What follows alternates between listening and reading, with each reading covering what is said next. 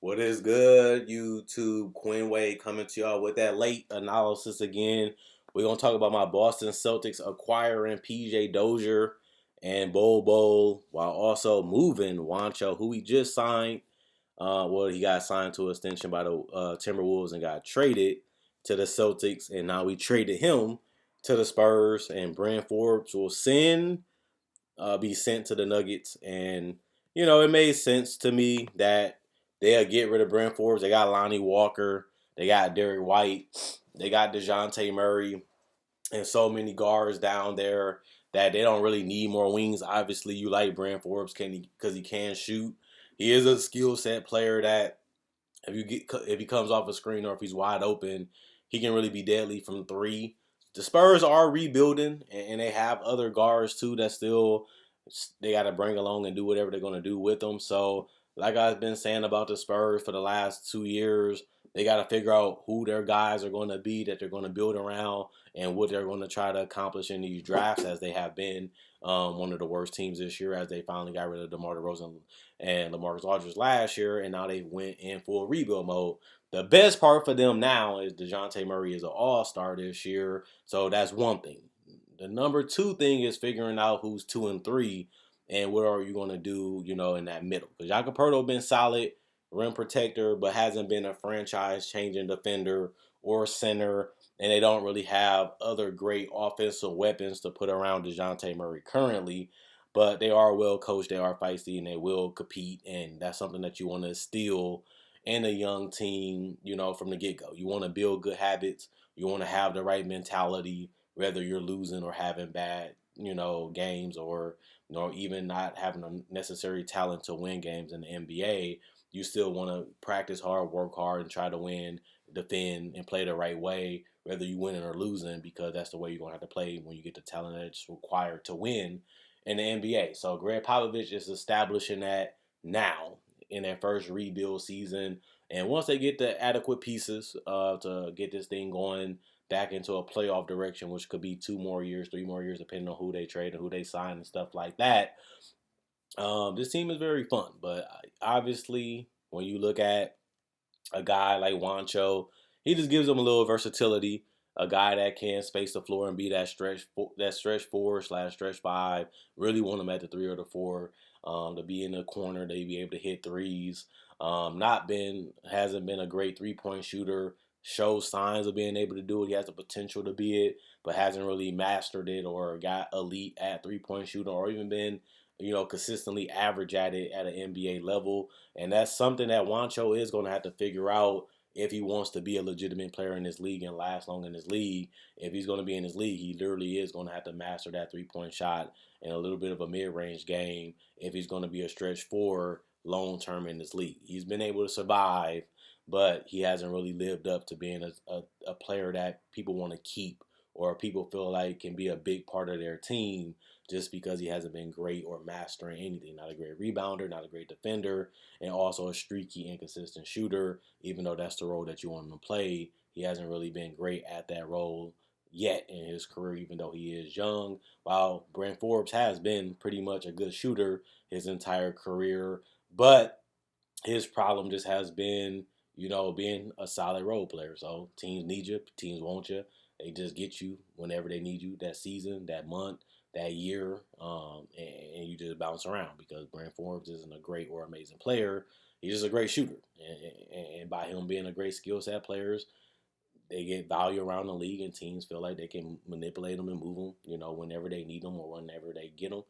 Trade a second round pick, give them a million minimum deal, and then they're on your roster for 1 to 2 years, and then they go to the next team to pay their bills and eat and continue to be a contributing player to whatever team they're on. And obviously, you'd rather be in Denver because they are a top 6 team right now in the Western Conference, which means you're going to be playing on a team that's winning and can be in the playoffs, which makes him look a little better, especially if he can have a couple big impact games that can help him get out of the first round, which is possible this year.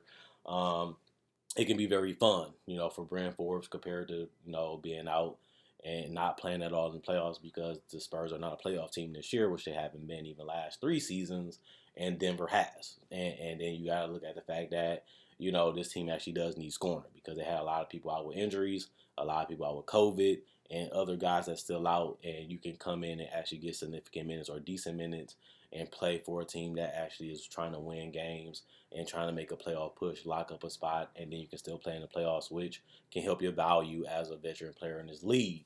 But when you do look at the fact from the Boston perspective, they didn't give up much. Juancho Herman Gomez isn't a great player or is an amazing player. He's a solid role player. And Bo and the guy like Dozier was guys that people really liked coming into this year for Denver.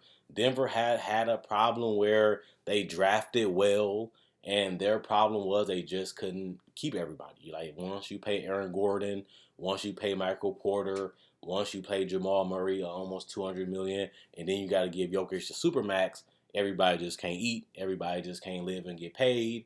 So guys that are going to make the 3 to 4 to 5 to 7 to 10 million gotta kind of get shuffled around every single year, so that way they can be under the luxury tax or close to it, so they don't have to pay too much money. And that's what contenders like Denver has to do. Even if they draft well, they're not going to be able to give out extensions. They're not going to be able to keep a lot of their players, so they got to move them, whether for a pick or a guy that can help them on a cheap contract, while they still try to win with the roster and the main players they have as they core to win games. So it made sense. We all knew that Bull, especially because Jokic is the best center in the league. Still, he's been all NBA and MVP last year for like the last 3-4 years. So when you have a guy that's literally the franchise and the best player, and sadly he plays the same position as you, and they're trying to win games, and you got to develop and be good, you're going to be movable, which Bobo was. And you got to look at the fact that Bobo was a guy that a lot of people didn't know what he was. You knew he could shoot. You knew he had quickness. You knew that he was tall, but he never was able to put it all together, whether it's because he was real raw to the point where he may not even been drafted. A lot of teams skip Bobo to the point where he just fell in Denver lap because a lot of teams passed up on him.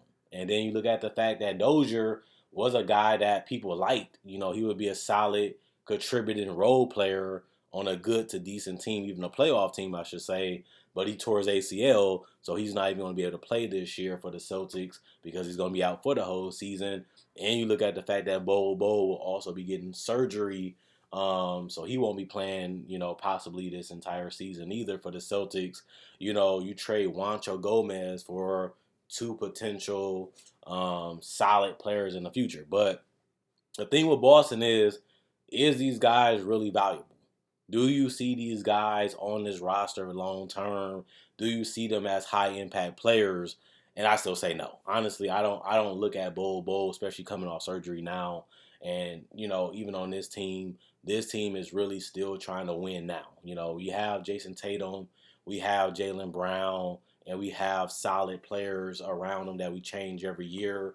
And we have made it to 2 Eastern Conference Finals with Jaylen Brown and Jason Tatum on the team.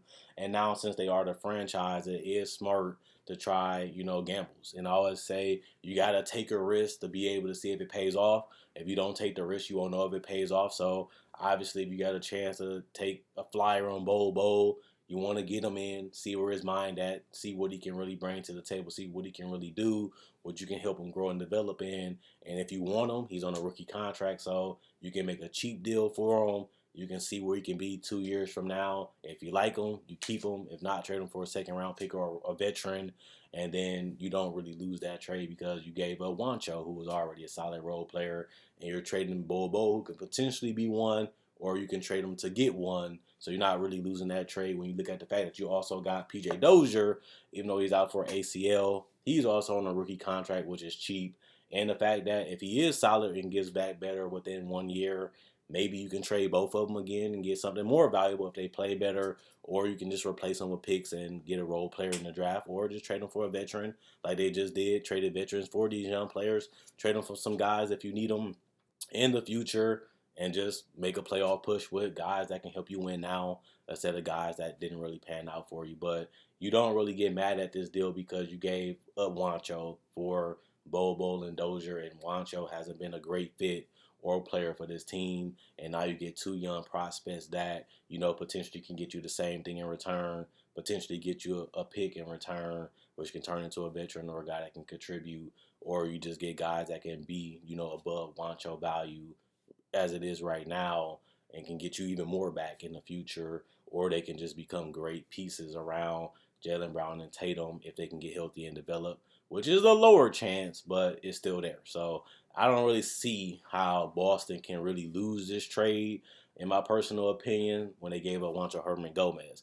If they gave up something significant, it'll be different. But since they gave up a guy that really don't play well or fit this team, it hasn't really played well this season, but two potential guys with good upside, you're not really going to lose a trade like this if you Boston. And then you also got to look at it from San Antonio perspective. You have a ton of guards already on your roster. Plus, you want to see what they can do, see what they can become, give them more playing time, and getting rid of Bryn Forbes allow you to give those guys more opportunity to see what guards you want to build around, to see what guards you want to keep, and then you can make your decision by trading these guys to get other guys that can fit whatever direction you go in the future to build a team, that can win again, which they just did for 20 years, and now they got to figure out how to put a team together again to win in the future, within 2 to 3 years. Hopefully they get it together. And then, like I said, from Denver perspective, you literally just get a veteran, that can shoot, score, space the floor for Jokic. Jokic can post up, he can kick out the shooters.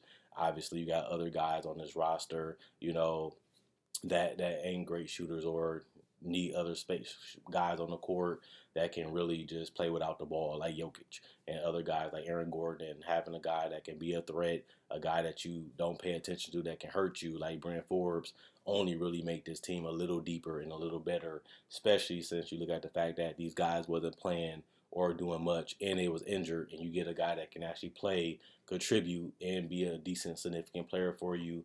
For guys that's not going to play at all because they're injured already and they wasn't playing that much anyway, it makes sense, why you do this trade. And also, like I said, Juancho, he might not stay in San Antonio long term, but he gives them, a space in four that can potentially, give them some space for DeJounte, Lonnie, and those guys like Derek White in that paint, so they can operate in the pick and roll, get to the basket, get some mid-ranges off while happen to have it all clogged up. So his shooting got to be there. His defense got to be there. He's still young. He has time to figure it out. Pop is hard. He pushes you. They have good development coaches in San Antonio. Maybe he can become it, and he's on a contract. Let's say he signed the extension with the Timberwolves. So, if they like him, he's on a cheap, affordable contract. If they don't like him, they can always trade him for a pick, which they can get somebody else that they like. And then, the Juancho trade ain't as bad, even for the Spurs. So this is a win-win-win-win, basically, which is rare in the NBA, but it actually happened in this trade because everybody get what they want. And I don't really think anybody really lose this trade because it's nothing really scary or significant that any of these teams are really giving up, currently in, all three of these teams that's involved. So it ain't a significant or big game-changing piece in this trade for any team. It's just teams going in different directions, different, time periods, and they all just trying to make a move that makes sense for them at this time and possibly in the future. And then 2-3 years from now, we look at this trade and say, well, it happened, but it may not have a significant or amazing impact on the league because it's just a decent trade that, help teams continue to move forward, get off contracts, and also, build a team the way that they want to build them, or just give them more flexibility when contracts expire to get other guys that they want, or even trade them for picks that they can get a guy that they want because they just. Other than that, Quinn Wade, Basketball Analysis signing out. Hope you guys enjoyed the video. Hope you guys enjoy the rest of y'all day. Keep hooping, stay up, enjoy the night. See y'all tomorrow, Tuesday, and I will be doing a live stream for trade deadline on Thursday. So keep it locked for that. So see y'all tomorrow. Bye.